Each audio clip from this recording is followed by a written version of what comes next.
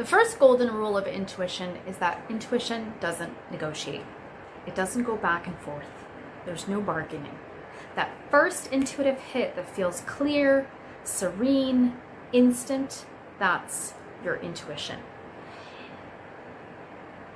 Afterwards, your ego takes over, your mind takes over. You'll start questioning it. You'll start negotiating. You'll start saying things like, well, maybe, or what if this? That's ego. Intuition doesn't do that ever. There's no back and forth. There's no negotiating. There's no storytelling. So that's when you know it's intuition. So the moment you start negotiating and going back and forth and bargaining, that is no longer your intuition. Intuition is clear. It's instant. And the intuitive message will always be the same. So what I want you to do is I want you to start noticing that in your life. When that intuitive hit comes, write it down. And then notice the mind taking over, which is completely normal, right? It happens to all of us. But the key to really strengthening your intuition is to nip that mind in the butt, as I say, right? Your mind is just going to lie to you. Don't trust it. But the intuition is always going to be the same message. It's going to be crystal clear. It's going to come instantly. So the second you start negotiating and creating reasons why it would work, why it won't work, why do it, why not do it, negotiating back and forth, you know right away that's not intuition. And you'll also notice in your body it's tiring, it's exhausting, right? It's like arguing with intuition.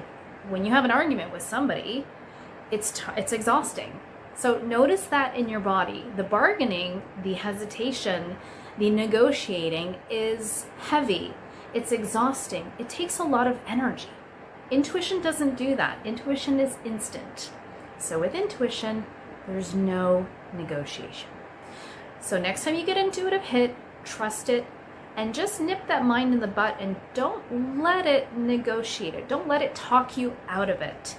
Oftentimes, an intuitive hit, you might not want to hear it, right? That happens often. Often we get an intuitive hit and we're like, there's no way that's not going to happen, or that's not true, or that's silly. But here's the thing, the universe really wants the best for you. The universe will always push you towards growth. So sometimes an intuitive hit might not make sense for your life at the moment, or might push you to grow and get uncomfortable or do things that you don't necessarily want to do, but just trust that it's for your highest good. And then don't talk yourself out of it. So for example, your intuition might say, you've wanted to open up a flower shop. I use this example often. And you have this intuitive hit, you have this intuition, this gut feeling, this knowing that you're going to open up a flower shop. You're going to do it. You love flowers, you're passionate about plants, you might be an entrepreneur. And so the intuitive hit is always going to be the same. It's going to say, open up the flower shop, or now's the time.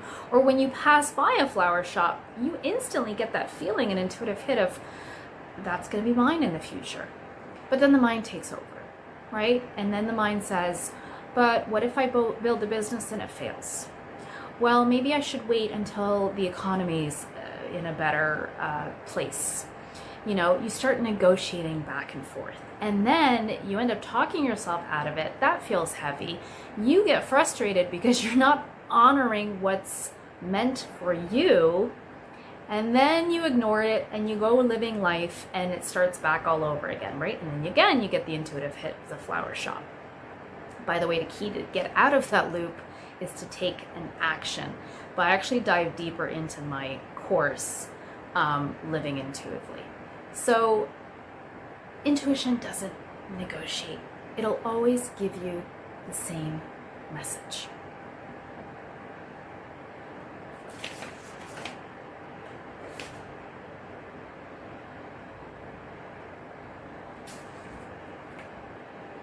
So practice trusting that.